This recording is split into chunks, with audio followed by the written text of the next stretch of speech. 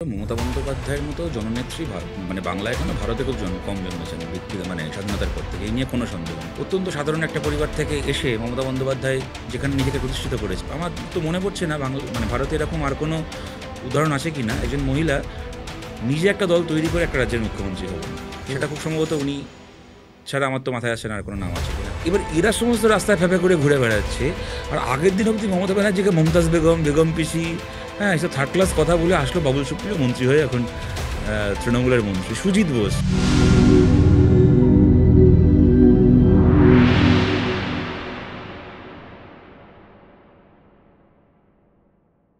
এই কটা দিন বিরোধী একজন দলনেতা হিসাবে তুমি মমতা বন্দ্যোপাধ্যায়কে দেখলে, মমতা বন্দ্যোপাধ্যায় নিয়ে তোমার অ্যানালাইসিসটা কি? দেখো, মমতা বন্দ্যোপাধ্যায়কে তুমি আমাকে যদি জিজ্ঞেস করো, মমতা বন্দ্যোপাধ্যায়ের মতো জননেত্রী মানে বাংলায় এখনো ভারতে খুব কম জন্মেছেন মানে স্বাধীনতার পর থেকে, এই নিয়ে কোনো সন্দেহ নেই। এবং ওনার যে মাস অ্যাপিল, মাস ক্যারিজমা, তার কোনো তুলনা হয় না। এটা আমাকে স্বীকার করতেই হবে, বা এটা স্বীকার না করারও কিছু নেই। এবার দেখো কতগুলো ব্যাপার। প্রথম কথা হচ্ছে, তুমি যদি আমাকে জিজ্ঞেস করো আমি কী কারণে ওনাকে সম্মান করি, এবং এটা আমি কোনো ব্যঙ্গ করছি না, আমি তোমাকে সত্যি খুব আন্তরিকভাবে এটা বলছি। প্রথম কথা হচ্ছে, দেখো তুমি যদি দেখো আমাদের দেশের মানে আমাদের সোসাইটি যেরকম, আমাদের আর 5টা ক্ষেত্রের মতো রাজনীতিতেও একটা খুব গভীরভাবে একটা পিতৃতন্ত্র আছে, এই নিয়ে তো কোনো সন্দেহ নেই। একটা ডিপলি প্যাট্রিয়ার্কাল একটা সোসাইটি আমাদের, এবং পলিটিক্সও তার বাইরে নয়। সেখানে মমতা বন্দ্যোপাধ্যায় একজন মহিলা হয়ে মানে কোনো রকম কোনো মানে ডাইনাস্টিক কোনো প্রিভিলেজ ছাড়া, মানে ওনার বাবা কাকা যে কোনো বড় নেতা ছিলেন, বা ইভেন তারা যে খুব কোটিপতি বড়লোক ছিলেন বা সামাজিকভাবে খুব ইনফ্লুয়েন্সিয়াল মানুষ ছিলেন, তাও নয়। অত্যন্ত সাধারণ একটা পরিবার থেকে এসে মমতা বন্দ্যোপাধ্যায় যেখানে নিজেকে প্রতিষ্ঠিত করেছেন, এবং একজন মহিলা হিসেবে যে সাফল্য পেয়েছেন, মানে আমি মহিলা হিসেবে বলবো না, কিন্তু মহিলা হিসেবে আমি এই কারণে কথাটা বলছি, কেননা এই যেটা আমি বললাম, পিতৃতান্ত্রিক একটা ব্যবস্থা, একজন মহিলার লড়াই তো অনেক কঠিন একজন পুরুষের থেকে। সেখানে উনি যেভাবে সাফল্য পেয়েছেন, নিশ্চয়ই এটা একটা বিরাট একটা সাকসেস স্টোরি, এই নিয়ে কোনো সন্দেহ নেই। এবং আমি সেখানে আরেকটা কথাও ওনার ব্যাপারে বলবো। ধরো জয়ললিতা বলো, কি মনে করো মায়াবতী বলো, কি উমা ভারতী, আমাদের দেশে আর যে মহিলা আজ অব্দি, কি শীলা দীক্ষিত, কি এখন দিল্লিতে যিনি মুখ্যমন্ত্রী হয়েছেন, যারাই ধরো মুখ্যমন্ত্রী হয়েছেন, প্রত্যেকেরই একটা তৈরি দল ছিল। তারা কেউ কংগ্রেসের, কেউ বিএসপি, কেউ হচ্ছে AIADMK, মানে অন্য কারোর তৈরি করা দল, কি আর চলে আসা একটা দল, তারা নেতৃত্বে এসছেন এবং তারা মুখ্যমন্ত্রী হয়েছেন। কিন্তু মমতা বন্দ্যোপাধ্যায় আমার তো মনে পড়ছে না মানে ভারতে এরকম আর কোনো উদাহরণ আছে কি না একজন মহিলা নিজে একটা দল তৈরি করে একটা রাজ্যের মুখ্যমন্ত্রী হলেন। সেটা খুব সম্ভবত উনি ছাড়া আমার তো মাথায় আসে না আর কোনো নাম আছে কিনা। এইগুলো সবই নিঃসন্দেহে ওনার সাকসেস স্টোরি। এর বাইরে ওনার সাথে রাজনৈতিক যা বিরোধ আছে বা কিছু, আর উনি যেমনি মিথ্যে কথা বলেন এগুলো তো ঠিক আছে, এখন সেগুলো আমি এই প্রসঙ্গে আর আনছি না এগুলো। কিন্তু আমার আবার যেটা ওনার ব্যাপারে আমার যেটা মনে হয় যে, আমি খুব সম্মানের সাথে যেটা বলছি, যে কোনো একটা জায়গায় যেটা উনি ওনার নিজেরই লড়াইকে বা একটা সময় পর্যন্ত জীবনে পাওয়া সাফল্যগুলোকে কিছুটা নিজেই ছোট করে দিলেন। সেটা হচ্ছে, দেখো আমি যেটা বললাম, যে কোনো রকম কোনো ডাইনাস্টিক প্রিভিলেজ ছাড়া উনি তো একটা দল তৈরি করলেন, এবং এই রাজনীতিতে নিজেকে জায়গায় প্রতিষ্ঠিত করলেন করে এমন একটা দল বানালেন যেখানে ওনার পরের নেতা কি হলো না, ওনার রক্তের সম্পর্কে ভাইপো, তাই না? মানে আমি বলছি যে বংশবাদের বিরুদ্ধে উনি একটা আইকন হতে পারতেন আমাদের দেশের রাজনীতিতে, উনি নিজের দলটাকে আবার সেই ডাইনাস্টিক সিস্টেমেই আবার প্রতিষ্ঠিত করলেন, সেই বংশবাদটাকে নিজের দলে প্রতিষ্ঠিত করলেন এসে, তাই না? ওনার দলে যে ওনার ভাইপোর থেকে যোগ্য নেতা ছিল না এমন তো নয়। মানে আমার বিশ্বাস তৃণমূলের যে কোনো মিউনিসিপ্যালিটিতে এরকম 5-6 জন করে কাউন্সিলর থাকবে যাদের যোগ্যতা অভিষেক ব্যানার্জির থেকে অনেক বেশি।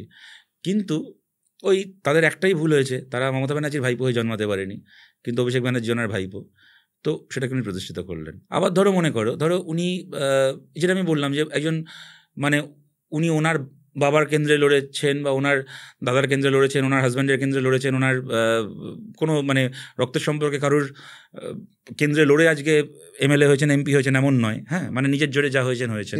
প্রথম লোকসভা ভোটটা ঐতিহাসিক ছিল।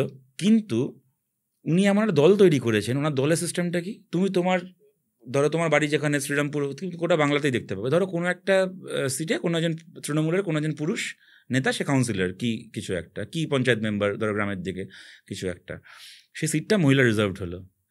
সেই বুথে বা সেই ওয়ার্ডে তৃণমূল কংগ্রেসের হয়তো 15 জন ভালো মহিলা কর্মী রয়েছে, কি 20 জন 25 জন ভালো মহিলা কর্মী আছে যারা কিনা যথেষ্ট লড়াকু, তারা সিনসিয়ারলি তৃণমূল করে, সব কিছু করে। কেমন? তো উনি সব ছেড়ে, ওনার দলের প্রার্থীটা কে হবে? যে একদিন কাউন্সিলর ছিল তার বউ প্রার্থী হবে, কি যে পঞ্চায়েত মেম্বার ছিল তার বউ প্রার্থী হবে। তুমি গোটা পশ্চিমবাংলায় দেখো, তুমি যে কোনো, তুমি আমাকে নাম বলো একটা পুরসভার, আমি তোমাকে 5টা করে উদাহরণ দিতে পারি, যে কোনো পুরসভাতে।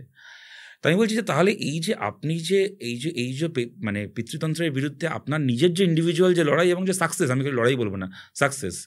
উনি যে সময় কংগ্রেস করেছেন, কী সব নেতা ছিল কংগ্রেসে সেই সময়, মানে সে প্রণব মুখার্জি থেকে শুরু করে, প্রিয়রঞ্জন দাসবংশী থেকে শুরু করে, সেই সময় সুব্রত মুখার্জি থেকে শুরু করে, মানে বাঘা বাঘা নেতা একজন কংগ্রেসের। হ্যাঁ, সেই সময় সৌগত রায়রা ছিলেন, আরও মানে যারা ওই সময়কার নেতারা ছিলেন, সোমেন মিত্র, মানে এইরকম সমস্ত স্টলওয়ার্ড লিডাররা থাকতে উনি, প্রদীপ ভট্টাচার্য ছিলেন, মানস ভূঁইয়া ছিলেন, সেখানে উনি নিজেকে যে জায়গায় প্রতিষ্ঠিত করলেন, ওনার পরে ওনার দলে আর কোনো মহিলা কর্মীর তো এই সুযোগটা হলো না।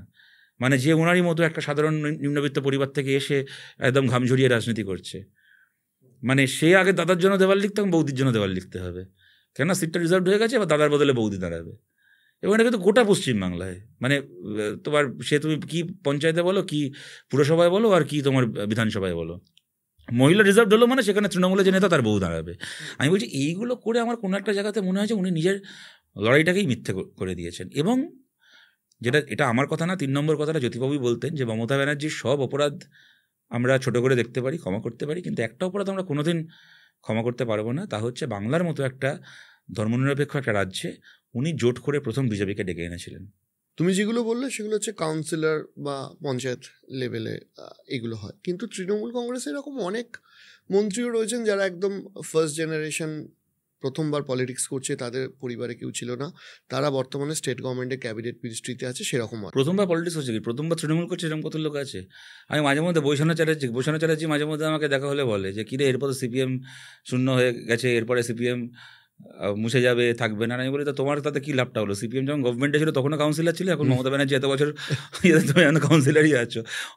আগে মমতা ব্যানার্জি ইলেকশন এজেন্ট হতো, এখন বাবুল সুপ্রিয় ইলেকশন এজেন্ট হয়। হ্যাঁ, তো আমি বলছি যে ধরো সারা জীবন তৃণমূল করতে দেখেছি যাদেরকে, ধরো পরে আমি তোমায় একটা বলছি, আমি যখন ছোটোবেলা স্কুলে পড়ছি তখন ধরো তৃণমূল বন্ধ রেখেছে কোনো দিন, ঠিক আছে? তো এটাই বলছি ধরো 2000, 2001, 2002 ওই সময়। তো তৃণমূল তখন বন্ধ থাকলে একমাত্র তৃণমূলের পার্টি অফিসগুলো বন্ধ হতো, বাকি তো আর কিছু বন্ধ হতো না। তখনও আমরা জানতাম, ধরো আমাদের মানিকতলা বেলেঘাটার দিকে যারা থাকে তারা বলতো যে আমাদের ওখানে বন্ধে নাও আসতে পারি, পরেশপালের এলাকা, বাবা মা বলেছে এখানে ঝামেলা হতে পারে, হবে না। তো আমার সাথে পরেশপালের কোনো আলাপও নেই, আমি এটা ওনাকে আলাদা করে প্রশংসা করার জন্য বলছি না, আমি চিনি না ভদ্রলোককে, কিন্তু আমি তোমায় বলছি এটা তো খারাপ সময় তৃণমূল করেছে। হ্যাঁ, বা ধরো এরকম কত মদন মিত্রকে তো আমরা দেখেছি, আমরা আশুতোষ কলেজ ছিল বলে ওই পাড়ারই লোক দেখতাম। হ্যাঁ, এবার এরা সমস্ত রাস্তায় ফেঁপে করে ঘুরে বেড়াচ্ছে, আর আগের দিন অবধি মমতা ব্যানার্জিকে মমতাজ বেগম পিসি, হ্যাঁ, এসব থার্ড ক্লাস কথা বলে আসলো বাবুল সুপ্রিয় মন্ত্রী হয়ে, এখন তৃণমূলের মন্ত্রী। সুজিত বোস, সারা জীবন শুনলাম সে নাকি কংগ্রেস, সে নাকি সল্টলেকে নাকি তৃণমূলকে মারে, তৃণমূলকে ধরে, তৃণমূলকে ভোট করতে দেয় না, বুথে বসতে দেয় না, সে এখন তৃণমূলের মন্ত্রী। অ্যাডমিনিস্ট্রেটিভ মিটিং হয় দেখে সুজিত বোস মঞ্চে বসে আছে, আর মদন মিত্রের মতো লোক সারা জীবন তৃণমূল করেছে, ফ্রম ডে ওয়ান সে নিচে বসে আছে। তো তুমি ফার্স্ট জেনারেশন, মানে জীবনে প্রথম রাজনীতি করে তৃণমূলের মন্ত্রী বলছো কেন? জীবনে প্রথম তৃণমূল করে তৃণমূলের এমন একটা পার্টি। শোনো, মমতা ব্যানার্জি, তুমি সারা জীবন জয় মমতা করো, তোমার কোনো প্রসপেক্ট নেই, কিন্তু মমতা ব্যানার্জিকে গালাগাল দিয়ে গোষ্ঠী উদ্ধার করে তারপর তৃণমূলে যাও, তোমার মতো সম্মান কারণ নেই। হ্যাঁ, কিন্তু আমি যে প্রশ্নটায় আসছিলাম সেটা হচ্ছে যে আলটিমেটলি হোয়াট এভার, এরকম লোক তো আছে, কিন্তু তৃণমূলের বক্তব্য সেটা হচ্ছে অভিষেক বন্দ্যোপাধ্যায় প্রথমে এমপি হয়েছে, তারপরে তার বিরুদ্ধে ইডি সিবিআই বিভিন্ন কেস হয়েছে, তিনি ফাইট করতে করতে নিজেকে গ্রুম করে অনেক পরিবর্তন করে আজকে এই জায়গাটা অর্জন করেছে। যদি কেউ দুর্ভাগ্য করেও একটা রাজনৈতিক পরিবারে জন্মেও যায়, যদি তার এবিলিটি থাকে, তাহলে বামপন্থীরা তাকে নিয়ে এত সমালোচনা করবে কেন? আমার অসুবিধা ছিল না যদি গ্রুম করা নিয়ে যদি বিরোধী রাজনীতি করতেন, কেমন, বা পিসি ক্ষমতায় চলে আসার পরে বুথ স্তরের কর্মী হিসেবে রাজনীতি করতেন। পিসি ক্ষমতায় আসার পরে জীবনে প্রথম রাজনীতিতে প্রবেশ হচ্ছে এমপি ক্যান্ডিডেট হয়ে, আর পিসি পুলিশ মন্ত্রী, পুলিশ নামিয়ে ভোট করে ডায়মন্ড হারবার মেরে ধরে জিতে এমপি হওয়া, ওইটাকে গ্রুম করা বলে না। কিন্তু কেউ যদি রাজনৈতিক পরিবারে জন্মায়, সে কেন রাজনীতি করতে পারবে না? তাকে নিয়ে কেন সমালোচনা হবে? আমার বক্তব্য এটা। করতেই পারে, কে বারণ করেছে? কিন্তু রাজনৈতিক পরিবারে জন্মানো আর সেই প্রিভিলেজের বসে দলের 2 নম্বর বা কার্যত দলের ডিফ্যাক্টো মালিক হয়ে যাওয়া, এটা ওদের, দেখো ওটা ওদের দলের ব্যাপার, ওরা আগায় কাটবে না ডগায় কাটবে, ওদের ছাগল ওরা বুঝবে, আমাদের তো কোনো ব্যাপার না। কিন্তু আমি এইটা বলছি যে ধরো একটা রাজনৈতিক দলের কর্মী হিসেবে উঠে আসা আর একটা দলে নেতা হিসেবে উপর থেকে প্যারাশুটেড হওয়া, কেননা তুমি হচ্ছে একজনের ভাইপো কি একজনের নাতি কি একজনের ছেলে, দুটোর মধ্যে তফাৎ আছে, ওই নিয়ে তর্ক করে আর লাভ কি আছে। তৃণমূলের নাম্বার 2 কে নিয়ে তোমাদের